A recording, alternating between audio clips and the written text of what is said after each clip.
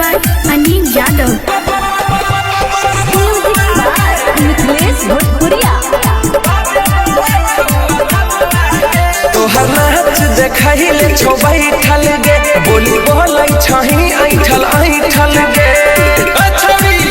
तोहर नाच देखैले छौ बैठल गे बोली बोलै छही ऐठल ऐठल गे अब चेतौ कोन हदौआ गे सब पी के आयल छौ पौआ गे थोड़ी क दे तो आई थौआ थौआ गे सब पी के आयल छौ पौआ गे थोड़ी क दे तो आई थौआ थौआ गे सब पी के आयल छौ पौआ गे थोड़ी क दे तो आई थौआ थौआ गे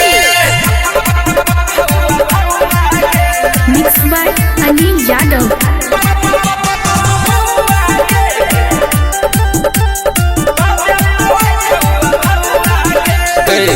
टोला मोहल्ला में तोरे छियो चराचा तोरा नचाबैले खूब के लिए ही गे खराचा बुझली। और सुन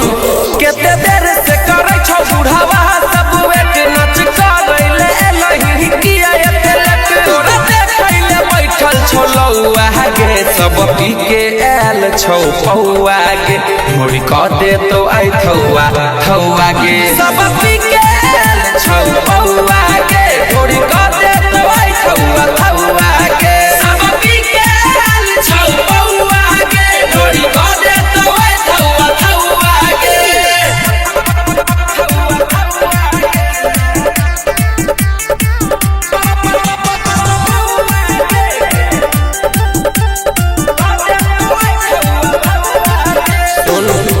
गलती के ले एले नाचे बहेरी गे यहाँ के छौरा सब छै बड़ा कह गजेरी गे खनी बैठ के रहिए कत घर छहु कत ठिकाना गे राजा माझी के कैले दीवाना गे कुछ नहीं रसपुरिया के बउआ गे सब पी के आयल छौ पौआ गे थोड़ी क दे तो आई थौआ थौआ गे सब पी